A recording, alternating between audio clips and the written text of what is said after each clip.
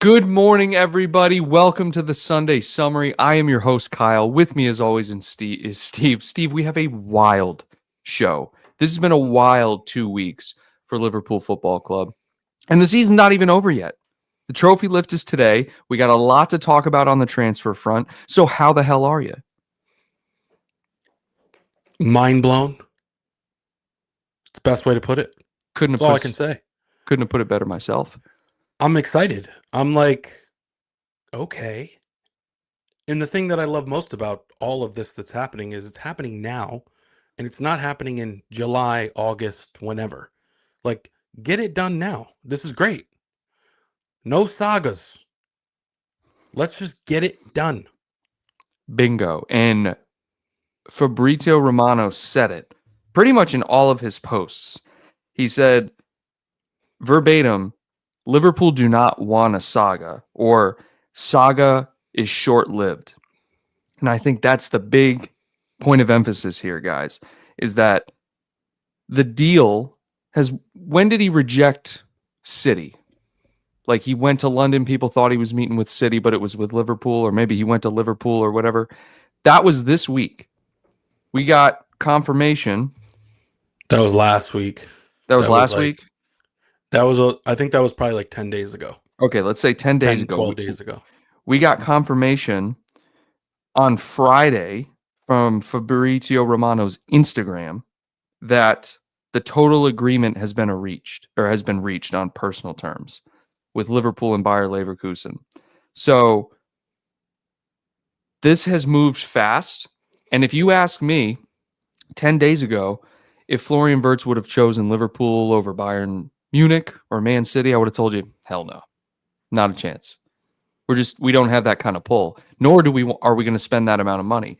Dude, I don't know what the price is yet. The personal terms are agreed. I don't know what the deal is yet. I haven't seen anything new. Maybe you have. Mm-hmm.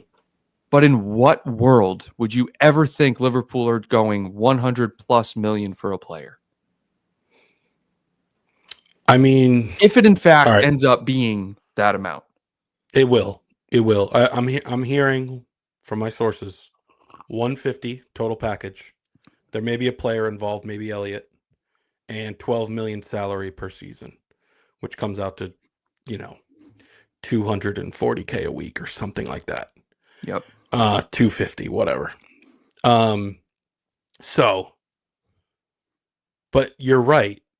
I feel like although we feel like we're the best destination in Europe, for the better part of probably 8 or 9 years, we felt that way. Maybe we'll call it 6 or 7. We felt like, why would anyone choose a different club over Liverpool aside from money? Yes. Right? Because we're not going to pay the big transfer fees. We're not going to pay the super high wages. We have a structure we want to stay within. And so because of that, we don't have that pull, like you mentioned. And that's what I've been thinking about. Every time a big player comes and is linked with us, I think to myself, like, yeah, he's going to go somewhere else because it just seems too good to be true. Now, when we put that bid in for Caicedo, that told me, okay, we're back. It's possible for us to spend crazy money, right? We always knew it was possible, but like, we're willing to. That's where the turning point was for me. And I think there's players that come around every once in a while that are considered generational talents. Obviously, Wirtz is. And it's going to happen. Like, we're in the final stages. Not only that, but what we'll also talk about today is Kerkez. That's advancing as well. Yep. It's a wild time. We're going to have 3 signings before the end of the month. Shit, we might have 3 signings before we lift the trophy. It's crazy. Shout out to Liz, man. Has been a channel member for 53 months as of today. She says, may the Wirtz be with us. Thank you so much for your continued support, Liz, and to all of our channel members as well. RDO over here says a German player chose us over Bayern. That's huge. And that's something I wanted to talk to you about, Steve. I mean, it is big, right? But I also think you have to look at this objectively as why would you go, like, what's a more enticing project right now for a player? Is it Liverpool or is it Bayern Munich? And I think the clear answer is Liverpool. I really do think the clear answer is Liverpool. I think Liverpool have a more promising ceiling over the next 5 years. I think Bayern Munich, that powerhouse team that we saw over the last decade or so, the main guys from that team have gone away or are getting older. Not to say they don't have a great team, but it is something to think about. And I think maybe Wirtz looks at that, Wirtz, whatever the hell his name is, and he says, dude, Liverpool just signed their 2 best players to extensions, right? They just bought in Frimpong, who I've been playing with for however many years. They have one of the most promising managers in football, it looks like, who just led them to a Premier League title. And, they're in the Champions League every year, and they just need something to get them over that hump in the Champions League at least. I want to go there. And then the talk is that Elliott's going the other way. Now, I don't know if it's in the same deal or if it's separate, but that's interesting as well.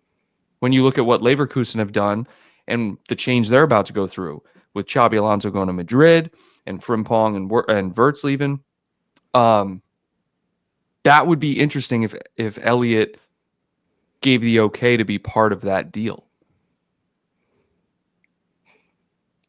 I think the other part of this in terms of choosing Liverpool over Bayern is, I think I talked about this last week. He's already beaten Bayern, right? They've been battling with Bayern for a couple of years now. They won the trophy last year. It's like, do you really want to stay in the same country and keep competing in that league, or do you want a new challenge? And I think a big part of this that we discuss here and there when we talk about the Farmers League in France, right? You go to PSG, no one cares about you anymore, right? You're playing the Champions League and then people have their eyes on you. But aside from that, you essentially become irrelevant for 90% of your matches. Sure. Nobody's watching PSG play these garbage teams throughout the week. And while the Bundesliga is considerably better, it's that same sort of vibe, at least in my opinion, where you can go to Barcelona, you can go to Real Madrid, or you can go to the Premier League if you want to be continuously relevant. Think about the players that are at Bayern that have lived out their prime there. With the exception of, Lewandowski, Thomas Muller, Kimmich, that are just like longtime servants of the club, Neuer, all these other fringe guys that were considered like star boys at one point, Koeman, Gnabry, Goretzka, all these players that go there, we never talk about them. We never think about them. They're generally speaking, they're somewhat irrelevant in like the grand scheme of mainstream football. So I think that plays into it as well. But anyways, I want to touch more on that, but I do want to go over and give us a huge shout out. Stop hitting it, Steve. Jesus. I put it up and you took it down. No, you fool. I control it. I control it. I can pin. Liz, I can pin. You can pin, but I control it. Just a little something for these 2 champions. Cheers to a great season of LFC coverage. Love you both. Love you as well, Mom. Seriously, the support from you means the world. And really, as I said before, all of our channel members. So thank you very much. Really, really, really selfless donation there. Appreciate it. Yes, thank you so much. And thank you for supporting us all season. I could talk about this Wirtz stuff all day, Kyle. So we're going so many theories as to why. So I want to touch on my theory here, right? Okay, so you had mentioned players wanting to go to places where they stay relevant, or maybe let me rephrase that. You say that players will, if you go to a PSG or you go to a Bayern or a Juventus, for example, you might be relevant in the Champions League, right? But domestically, it's kind of quiet. And, I think we're assuming that a player of Wirtz's caliber wants to stay relevant, rightly so. But I do think people have to realize that sometimes if, say, for example, this transfer doesn't go through, knock on wood, or any other number of transfers where a player has chosen Let's say, what's the dude's name who went to PSG from Napoli? I can't pronounce it. Kvaratskhelia. Kvaratskhelia. Kvaratskhelia. There we go. It's Kvaratskhelia, for example. The argument could be made that these guys they're not the kind of personality that needs the limelight, right? They just want to make a monetarily sound move to a quote unquote bigger club and just work, right? They're not in it for the glitz and glamour, right? Yeah, they want to go to a good team that they could have at least domestic success. And then if European success comes as well, that's great. But I also think we have to look at it in that light. Not every player wants to make the big move to the team that's on their perch, let's say. Right? I mean, some players just want to make a move, keep it low key, right? Maybe not be in the limelight. That's the only word I can think of right now. And so I feel like that has to be taken into account as well, because me personally, there's a lot of pressure if you decide, okay, I'm going to end up going to Madrid. Like Trent's taken on a huge responsibility, for example, making that move from Liverpool to Madrid, because Liverpool fans, frankly, are way more forgiving, especially if you're one of our own, than Madrid fans. I feel like Madrid is very commercialized, very critical. You're expected to be the absolute best week in and week out.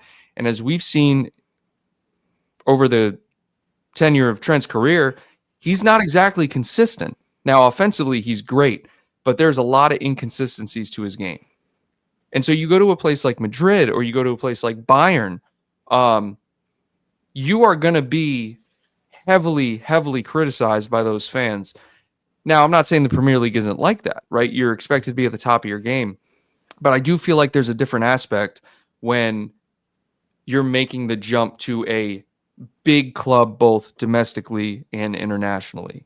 And I hope what I'm saying is making sense. Sometimes I don't get it out as well as I'm thinking about it in my head, but do you understand what I'm trying to say there? 100%. Okay. We're on the same page. Yeah. Okay. I'm looking at Bayern's roster right now, with the exception of probably Musiala and then the legends that I had mentioned, Mueller, Neuer, Kimmich. Everybody that goes there, I mean, Harry Kane, it's kind of a new thing, right? He won a trophy, so like he's kind of in the conversations, but he's pissed, by the way. Tottenham really cares anymore. Can I just say, like, no one cares. But what do you think? You think Harry Kane is living with any sort of like FOMO right now? Maybe a little bit, yeah. But I think he's a professional, and he understands that it's just part of the industry, if you will. Yeah. But like when I think about their lineup, like Leroy Sané, nobody talks about him anymore. Nobody cares. Nope. Right? Alphonso Davies, he was hot for a minute. Nobody cares anymore. Rafael Guerrero, that came from Dortmund, nobody cares. Upamecano, nobody cares. Palhinha, that went from Fulham, nobody cares. Damn. Yeah. Coleman, Goretzka was hot for like a year and a half. Nobody cares. You're irrelevant. You literally become irrelevant in the minds of in the eyes of world football to some extent. Now I know these are great players, but if you don't follow the Bundesliga religiously, these guys are irrelevant, except for those Tuesday and Wednesday nights when the Champions League is on, 10 times a year. Yeah. So if you want to win a Ballon d'Or, you got to end up at one of the big clubs in England or Barca or Real Madrid if you want to be continuously relevant and literally become like the best player in the world. And that's the political side of sports, is it not? I mean, it's interesting because, we had this debate when you brought up like Danny Carvajal is in contention for the Ballon d'Or. And I'm thinking to myself, like, what justifies you, Danny Carvajal, being in the Ballon d'Or conversation and Mo Salah not being in there? And you're like, well, look at the success he's had over this past season. So it's almost like, look, if I want to be considered one of the best, I have to make this move to a team, even though I'm displaying week in and week out how good I am at this club, right? And I'm not saying Florian Wirtz, when you look at his performances statistically on paper, I actually saw a stat the other day how comparative his season was to Luis Diaz. He does have more goals and assists overall, but numbers wise, it wasn't like jump off the page. And so, but people are looking at his potential. People are looking at his skill, the eye test, and his ceiling. But in order for him to be considered like one of the greats, he has to eventually make the move to the Premier League or eventually Madrid or whatever the case may be. Why is it that you can't, like Zubamendi, for example, right? If he goes to Arsenal and he has success with Arsenal win the league, Arsenal win a trophy, right? Zubamendi is going to be looked at as, oh, this guy is, phenomenal. But it's the same player that was at Sociedad. Right. So it's like you almost have to surround you have to go up to a different tier to get your abilities recognized. And I think that's more of a political thing than it is anything else in sports. And that goes across the board for, especially in Europe, but across the board for most sports, it seems like. Liverpool Goals TV says Kerkez will hopefully be announced after his last match for Bournemouth. We're moving mad. Rumors about Alvarez hotting up too. Imagine we get him as well. Yeah, we're going to get into all of this today. It's a crazy time. It's a crazy time. I wouldn't be surprised if Wirtz gets announced in a day or two, because I think they want the focus to be on the league. And This is a really, really big signing that's going to overshadow a lot of other things that are happening. Obviously, lifting the trophy and it becoming official in the season ending is most important, but I would say this is a very close second, considering we already clinched the league.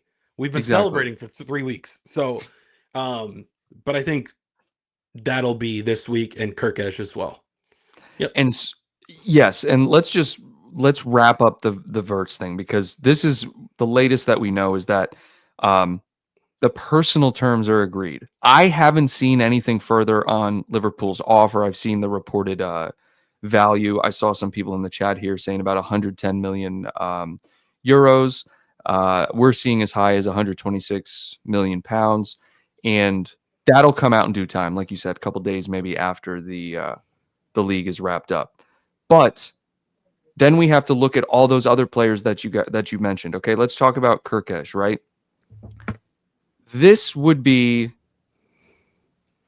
exactly what we've been talking about for months now with Trent leaving, and then Robertson, he's tailing off, has to be said. And then Tsimikas, he's not the guy for slot, right? It seems that way.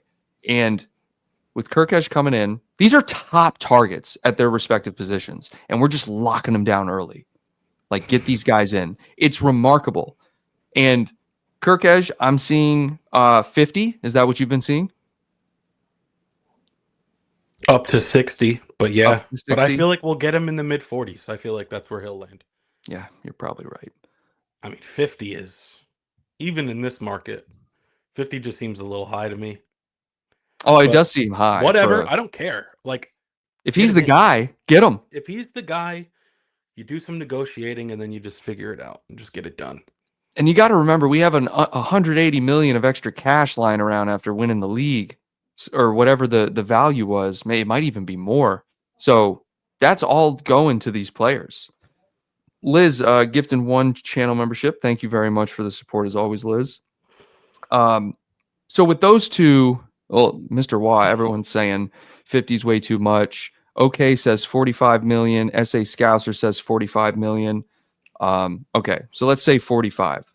45 for Kerkez. Let's say what? 120. Let's just meet somewhere in the middle. I still find 120 to be an absurd amount. I just don't see us paying 120. Steve's on the keys back there. I am looking.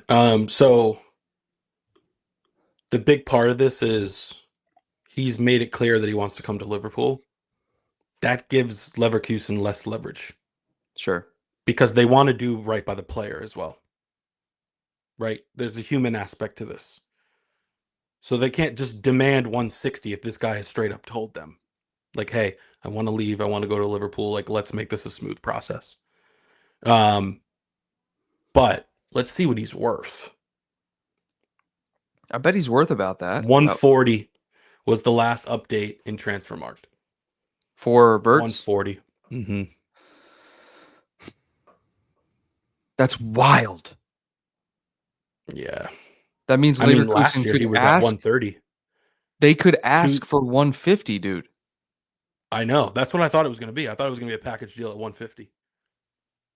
Maybe Elliott and 105 million or something. I don't know. I'm just guessing. We don't know. No, We don't. We yeah, also don't care. Do we I care? I don't care, but it's there seems to be a trend going on with Liverpool. And I'll just point this out to all the FSG haters and all that. They break their wage structure for Salah. And then you extend Van Dijk. Van Dijk's on 350. Salah's on 400. Now you're going to break your transfer record for Darwin. I think Darwin ended up being more than Van Dijk. And so now the floodgates are open. Now you're talking about spending 120 on Florian Wirtz. I mean, you can't, there's no option anymore. It's like if you want a guy, you have to spend that amount. I think they see this opportunity and they're like, dude, we just have to get him. We can't sit around anymore and just say, no, that's too much. But it is a huge risk, though. That's a lot of money. It is. And like they could have very easily gone the route that they've gone with 90% of their signings over the last 10 years. The McAllister, the Gravenberch, the Salah zone, 35 to 45. Sure. Everybody's in that zone, except for a couple outliers, because it's either Darwin, who's an attacker, or like Soboslai, who's, I don't know. That was an interesting one. But there's a situation here where they could have went and grabbed somebody from, I don't know, like Eze, maybe. What would he go for? 50, 60? At the I don't know. time or now? Now, just generally speaking, a guy that Yeah. plays like that attacking mid role to some extent, and you could have gotten him for half the price. That's just a name I'm throwing out there. It could be anybody. It could be anybody that you want to get that's half the price. But also, you know that you're winning trophies, you're getting bonuses, you want to keep the fans excited, and you're not going to have to develop this guy. He's going to come in and ball out right away. Yeah, you'd hope so, right? I mean, the talent's there. The talent's there. You always run the risk. I mean, you always run the risk. And this is really what it's coming down to, is just mitigating risk. When you spend X amount of dollars, it's like, okay, what can this guy produce over how long of a term? From everything I'm hearing, and the general consensus is that Florian Wirtz can ball. Like, this guy's legit. He's going to be fine. But at let's just say, I keep saying 126 because that's what keeps popping into my head. At 126, what kind of production are you expecting from a player of that value in the league? Are you expecting 20 goals? Will you be satisfied with 10 and 10? I mean, in the Bundesliga, if he gets 25, right, you surround him with better talent like Salah, Diaz, Jota, right? You have the midfield presence behind him. What kind of production would you be satisfied with Wirtz? 10 and 10 in the league is fine, year one. Yeah, Scouser agrees. I think 16 and 16 in all comps, something like that. 30 goal contributions is totally fair.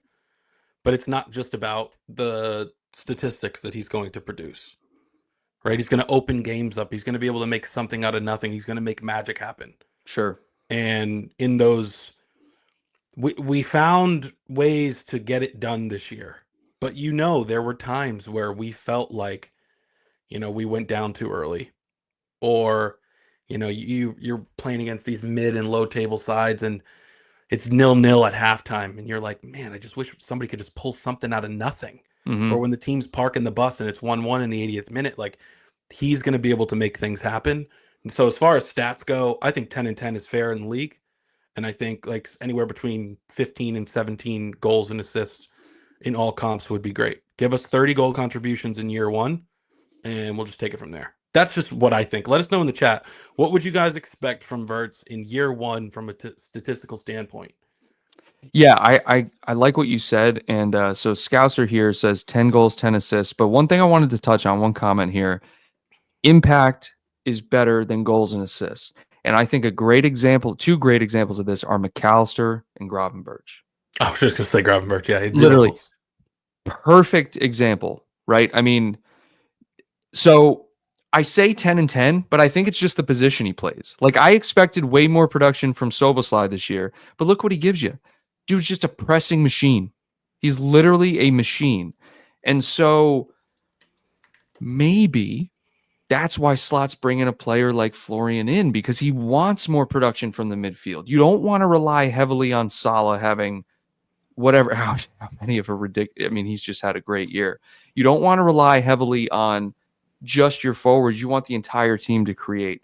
Maybe he changes his tactics a little bit with more of a traditional 10 coming in.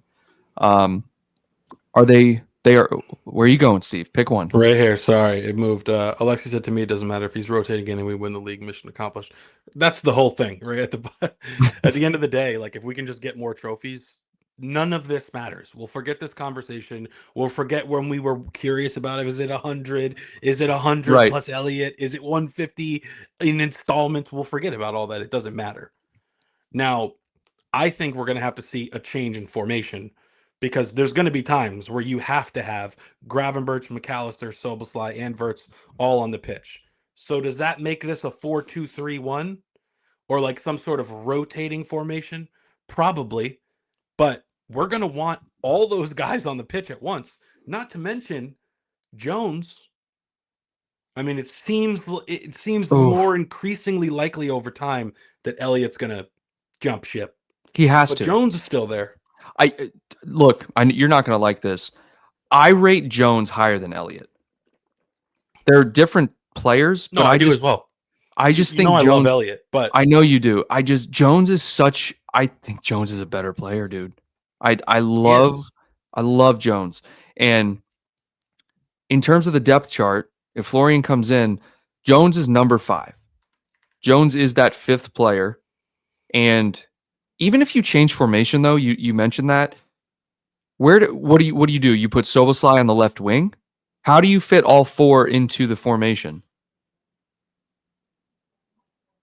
at one time? 4-2-3-1. But I'm saying because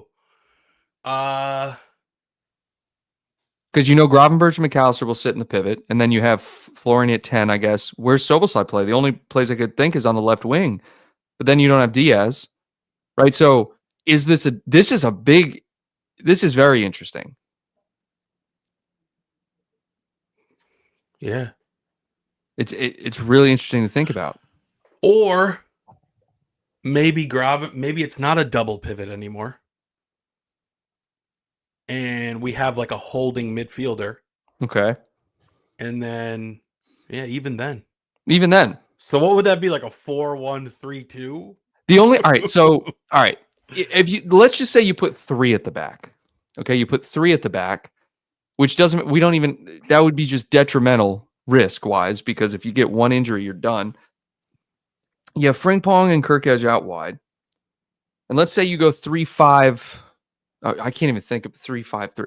It doesn't make sense. So no, I know what it is. I know it's going to be 4 at the back, diamond in the midfield, with Wirtz up top. Ooh. So I don't know what that formation is. 4-1-2-1-3? 4-1-2-1-2. 4-4-2. All right, so we're playing a 4-4-2, dude. We're just Burnley.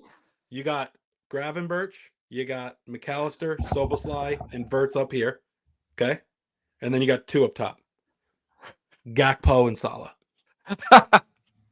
Dude, Jesus. I don't know. But that's the only... How else?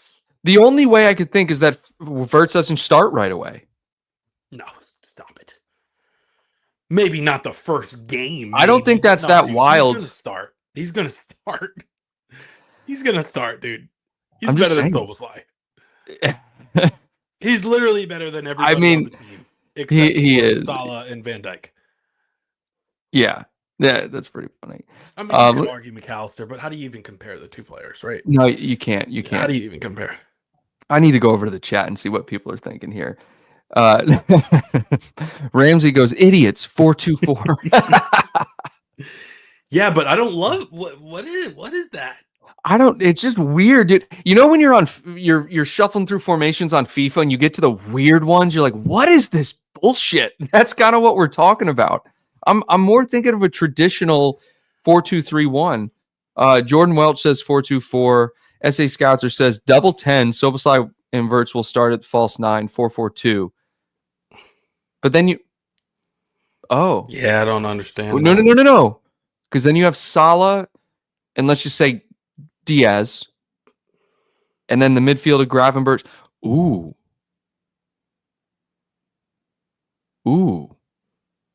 Double 10s. I don't know. That'd You'll be see weird. Sobo on the right and you'll see Wirtz on the left if it's a 4-4-2. You mean as in the two up top? No, they'll be across the midfield out wide. Oh, I see what you're saying. Okay. But also, and that's why I bring up the diamond there, because I don't even know how you would translate that into a formation.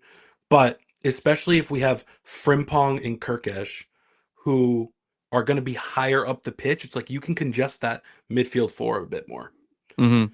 And they can rotate, right? Yeah. There's times where Soboslai is at the opposite touchline and McAllister sliding over, filling in, whatever the case may be.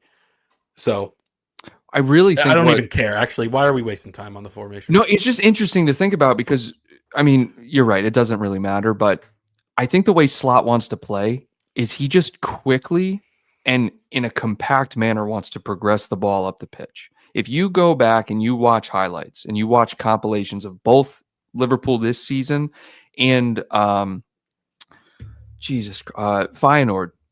the way they progressed the ball up the pitch was tight, compact, and central. And so you need players that can control the ball in the middle of the pitch. And it's very interesting tactically if you change up formations and go to it. Because right now, most teams will play like a 4-3-3, 4-2-3-1. That's pretty much all we saw this season. I don't think one player coming in completely changes the formation. I think he sticks to the same thing and just rotates. But then you sit a key player. I mean, McAllister and Gravenberch are going to start every single game. So then it's either Soboslai or Wirtz or Curtis Jones who's starting, which will be interesting. I think training camp will or preseason will definitely cement who starts in that spot. I think you're right. Like, we're talking about the formation change. It's probably more likely that he just rotates more or something to that effect, right? Like, he's just like, okay, Wirtz or Soboslai in preseason. Who? Okay, Wirtz, you're starting on the right in midfield, and everything else is business as usual. Mm-hmm. You know, it's like he doesn't make major changes and whatever.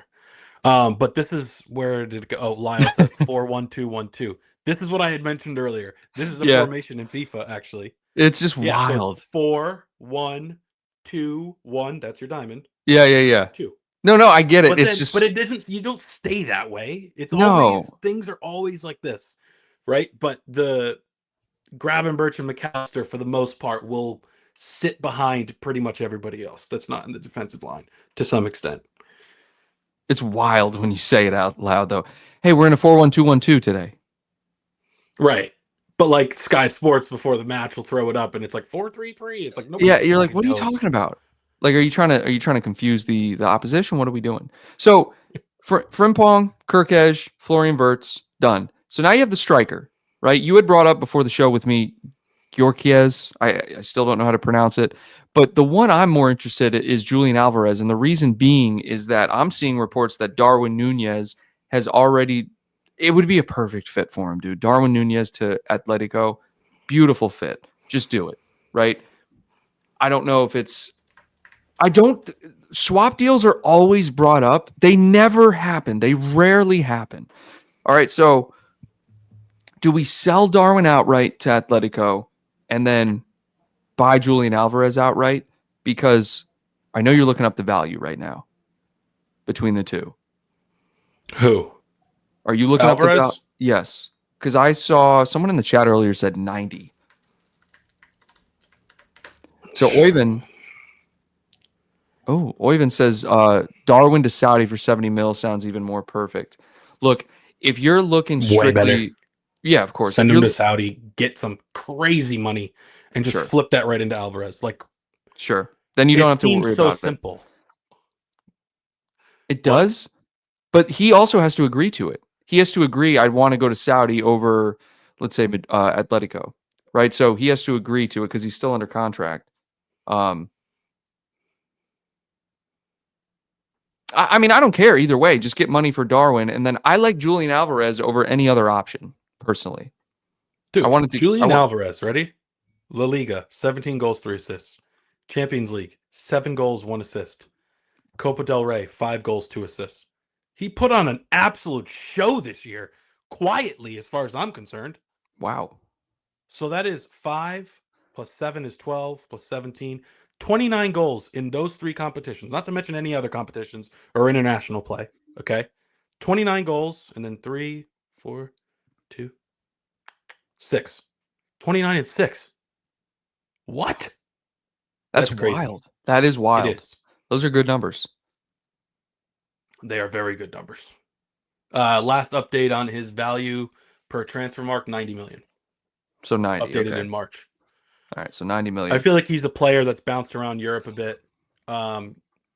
He's 25 years old. I feel like you could get him for 70 million, 75. That's how I feel.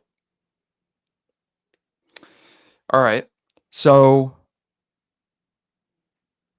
these numbers are just wild because, you know, outgoings, you have to take that into account. What can we realistically get for Darwin Nunez? 60? Unless it's Saudi, then you can maybe get 70. I mean, no good negotiator is going to offer any more than 70 for Darwin Nunez. We got him for 68 plus the add-ons. And his value has plummeted since then. I mean, he still has a high potential because he's so young, but I do think that takes a hit to your value based on the performance. I'd say 60 is what we'll probably try to get. 60 to 70. Am I tripping? You might or did Julian Alvarez go to Barcelona at some point? Or did he have a transfer that was going there that fell through or something?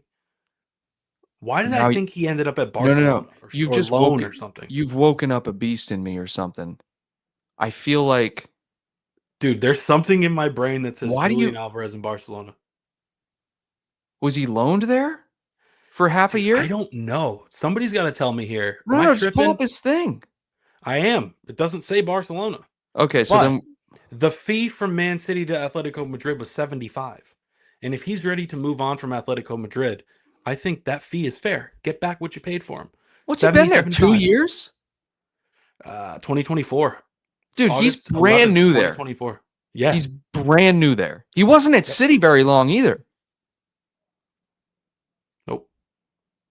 So he got loaned in the beginning when he went to City. So he went back and forth from River Plate. I don't know how you pronounce that. River Plate. Yeah, back and forth to City and River Plate on like loans and transfers. 20 here, 20 there, transfer. And then he went to Atletico Madrid. Somebody in the chat's got to let us know about the Barcelona thing. Maybe it was just a different player that we're thinking of. What are we thinking right now? Dude, I literally... No, that's funny weird. You say that because as soon as you said it, I was like, oh, it's kind of right. Estonian here says just swap Alvarez with Darwin and add some 30 to 50 mil. Yeah, it sounds simple, but it just doesn't happen. Like I don't know, man. That just doesn't happen that often. Liz says you're probably tripping. Kazir,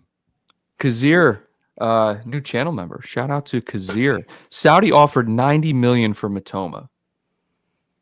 Saudi's tripping. I'll tell you who's tripping is Saudi. Oh, they are tripping, dude. Wasn't the rumor that they offered 90 million for Darwin in January?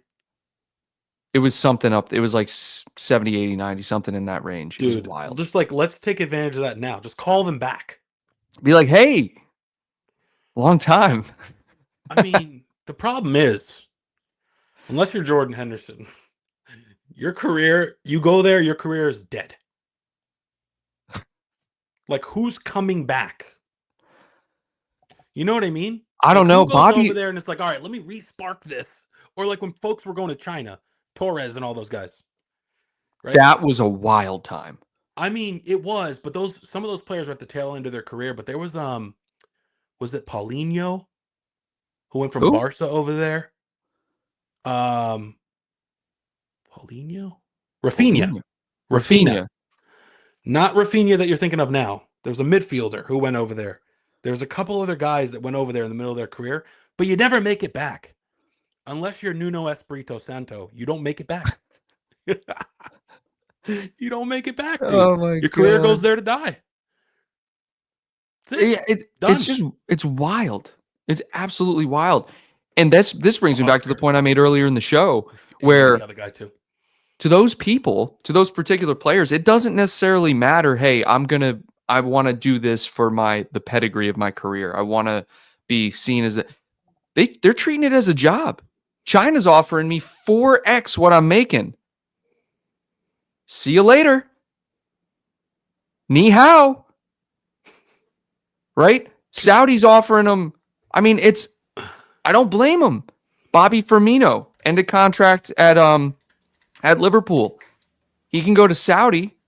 He's had great success in Saudi, by the way. Shout out to Bobby. It's just wild. It's absolutely wild. Some of these transfers, dude. I want to go over to the chat. Man. Please do. And I'll be right back. All right. So a lot of different names being brought up here with strikers. We should go for Osimhen.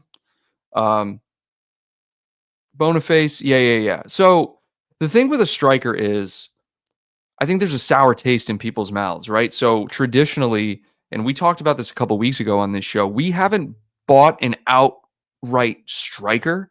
We traditionally get a versatile forward. At least Darwin was like the one. Like Darwin was the first like out and out striker we got who could play on the left wing, but the price tag attached to strikers is absurd, right? It's a very specialized position. And so there's a huge risk involved. And so for the striker that we're going for next, I don't think we take that risk again. I don't think we go for like a Kerkez. I still don't know how to pronounce that name. I don't think we go for a player like that personally.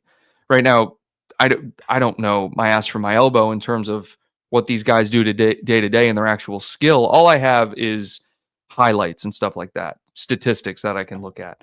But Darwin didn't pan out, and you pay $85 million for him. That's a loss. Now, of course, you can recoup some of that money, so that you got to take that into account. But anything you recoup, you're going to spend immediately on another striker anyway because of the price tag that's attached with those players, right? Even Isak, if you want to go for Isak, that's $100 million. You want to go for Julian Alvarez, we just talked about, that's $90 million. You know, it's probably more than that because of his value. Even if you did want to go for Osimhen or Kerkez, you're going to pay a premium for a striker. And so, to me, you either knock some of the value down by sending the player you have to that team, which is very rare. It's very rare. The player you want and the player you have is a unanimous interest from both teams. So the striker thing is very interesting to me, Steve. Who makes the most sense? Is it Alvarez? Because I think you'd be too thin at striker if you let Darwin go and don't bring anyone in. I think it'd be way too thin. Well, yeah, especially considering I don't think Slot's planning on bringing up any of the young guys. The Jaden Danzas of the world. I still think... Listen. So I think Darwin's the closest thing we've had to an out-and-out striker. I think Benteke was the last one we bought. Literally, I think we just, for whatever reason, they don't invest in like straight up strikers. So just to be clear, while you were gone, that's exactly what I was saying. It's such a... Okay, oh yeah, of course you did. So who makes the most sense? What makes the most sense based on what we're spending right now and what my gut is telling me based on just following this club is that we'll find somebody from another league that's worth 40 or 50. Right? There's let us know in the chat who else have we been linked with? Guy from Lyon, is that right? Turkey? I don't know if that's what I'm talking about. But I'm a anyways, that's share. what I think makes the most sense. But who do I want the most? If I had to pick one right now that could be like maybe available, it would probably be Isak. What? Darwin couldn't finish his breakfast. Kyle and I were talking about this before. Oh We're not my gonna spend too much time on God. Darwin, but I said this before the show. And this is a great comment, by the way. If Darwin last season, not the season that we're in right now, last season, finished 30% more of his chances, we would not be having these conversations. If he just hit the woodwork 50% less, he would have finished with 20 league goals and 30 goals in all comps. Wild. He missed open sitters and he hit the post like 13 times. We wouldn't be having this conversation. They'd be thinking about extending him, as far as I'm concerned, if he were able to finish, because he's in the right place at the right time. He gets in these good moments. But anyways, okay. Who would I want the most? Maybe Isak.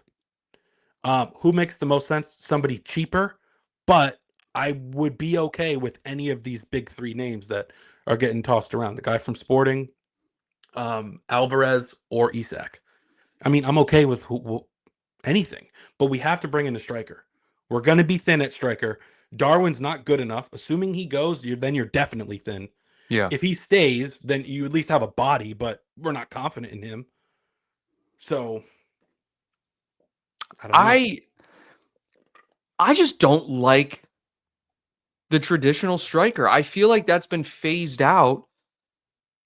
Or maybe just in my personal opinion, because Haaland, you'd classify him as an out and out striker, right? He's not a Him, false nine. Kane, it's not Him, many. Kane, right? There's not many, and you got to be really good. And I feel like Darwin has the potential to be really good, and he's just, I don't know, maybe the timing thing. I don't know. You Dude, need a play. You got to have a guy that can score with his head, with both feet, and is clinical. Darwin is Exactly. none of those things.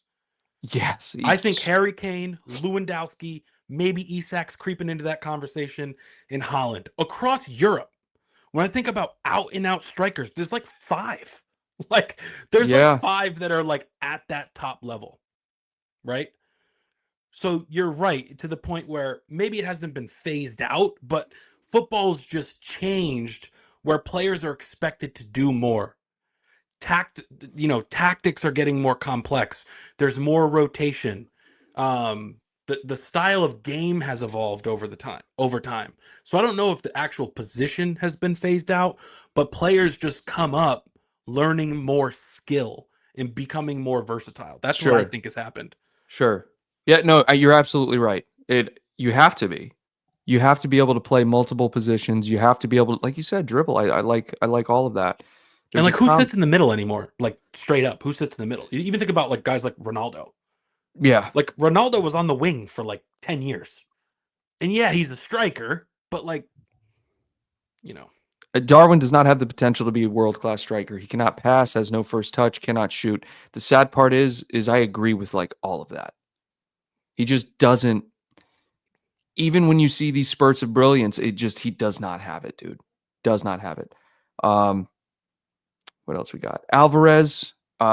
Everyone says Isak, and I agree. I feel like Isak is just ideal. It's just not happening. It's absolutely not happening. And shout out to Baked for the super chat. The only thing that differentiates Sesko Nunez is Sesko's finishing. I don't want another striker who can't pass, has no first touch, or technical ability. I don't like that traditional striker. Good comment, by the way. It doesn't fit the style of football that I like to see. Like Steven brought up, the last one we bought aside from Nunez was Benteke. Like that doesn't fit at all the kind of football that Liverpool play. Like we're not just feeding the striker. Everyone plays, everyone drops deep, everyone rotates. The ball is played now from a build-up, right? You got to build up from the back.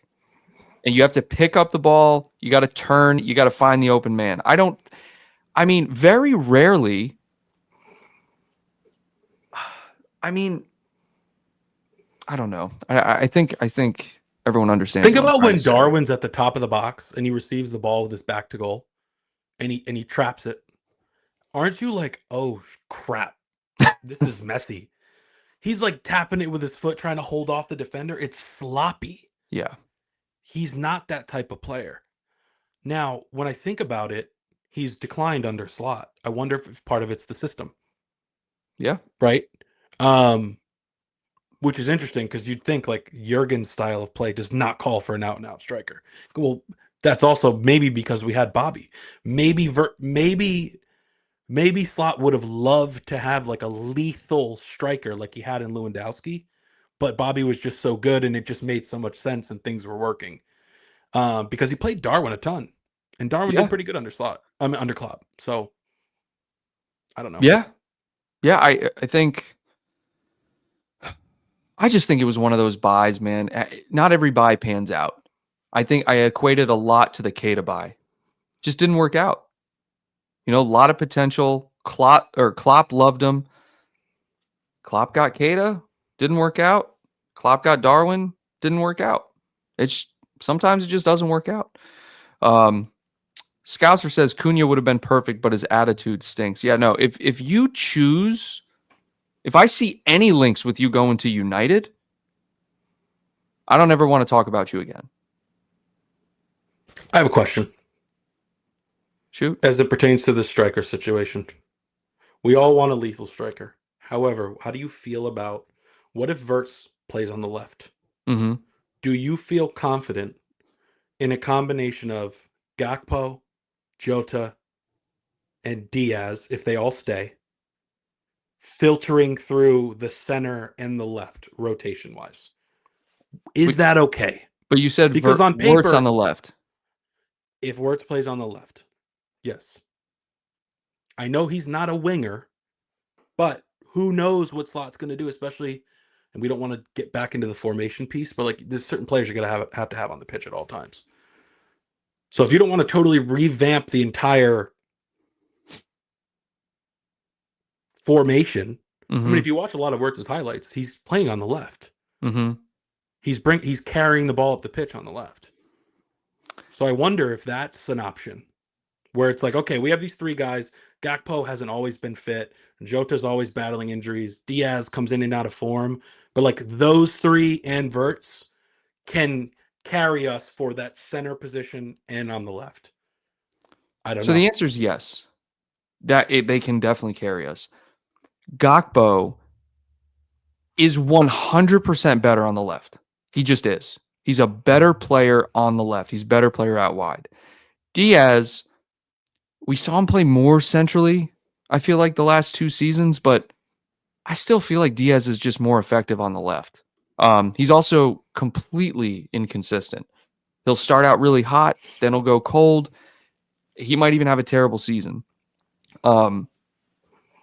I don't know. Diaz, he's just left. He's on the left for me. So then that leaves Jota for the middle. I mean, that's it. Who else is going to play in the middle? If Wirtz is on the left, It'd be Diaz and Jota. but what I'm saying in my argument is Diaz and Jota as your false nine or striker options. It's not great. It's not. 98% of clubs in Europe would love that. No, sure. I get it.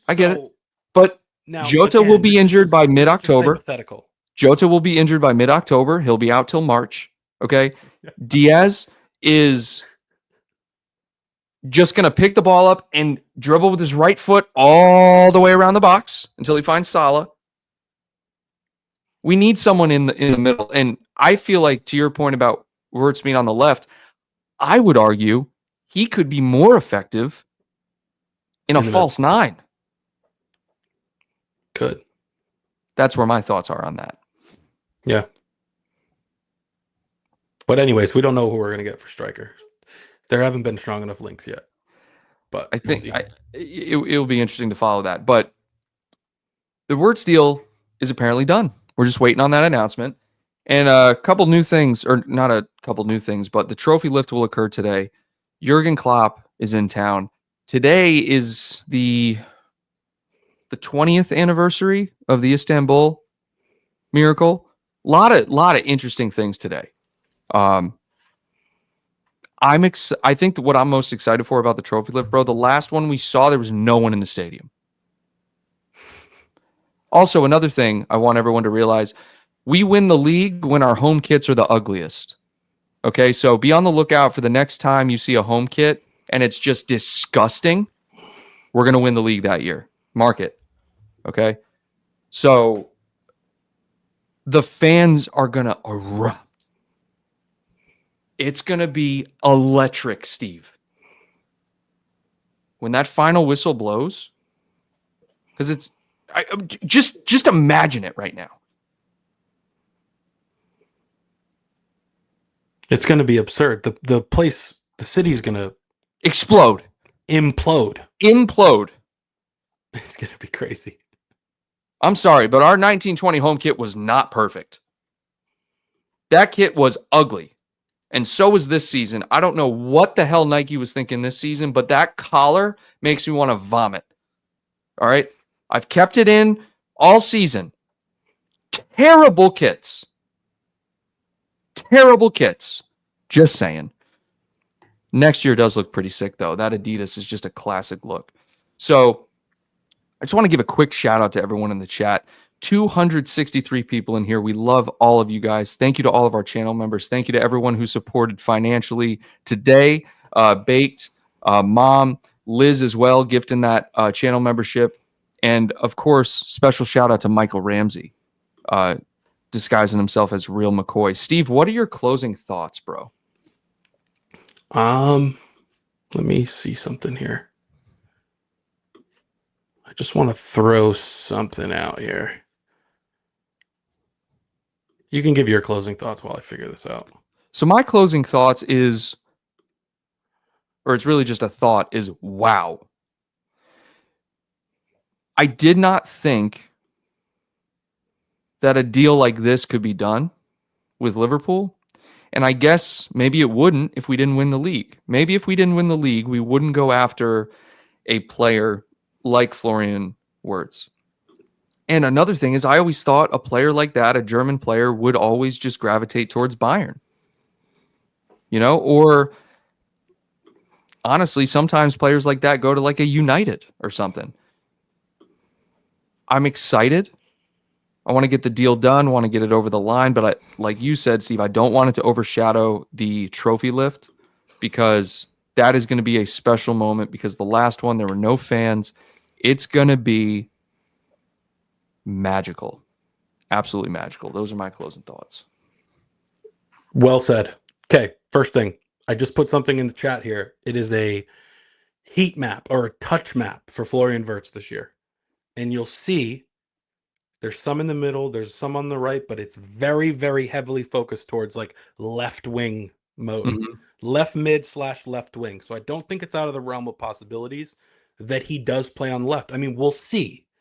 But I thought that was interesting to look at that. I tried to share it on my screen, but Firefox is not letting me do it, and Chrome is dead right now. So whatever.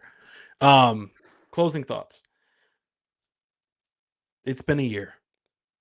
It's been a great year. At times it was boring, at times it was exciting, at times it was very frustrating. But we got it done. I would have liked to have seen us get more than one trophy, but that's just being greedy. And the fact that they're signing players right now, it's just a really exciting time to be a supporter. So looking forward to the trophy lift today. I want to win as well. It's been a rough 3 weeks. I want a win, like a convincing win. That would be really nice. And are we home? We're home. Yeah. Mm-hmm. Okay, good. So that's what I got. And we'll keep you posted. And go look at the heat map. Yeah. The touch map. Send it to me. I'm interested, because It's in the chat. I know, but this chat will go away after. Okay. I'd have to copy and paste it, but it's on the right side of that screen for everyone that wants to just open it and check it out. It's very interesting. It's eye-opening. Enjoy today, guys. We'll be back. Actually, no. Shout out to everyone who supported this week. Next week, I'm out of town. I will be unable to do the show next week, so no show next week. Just wanted to give everyone an update on that. The week after, we're out as well. We're going to have to squeeze one in midweek or on like a Saturday. Yeah, we will have to. So be on the lookout for that. We'll keep everyone updated with that. But thanks, everyone, for tuning in. Up the Reds. Enjoy the trophy lift. And until next time, Reds, take care.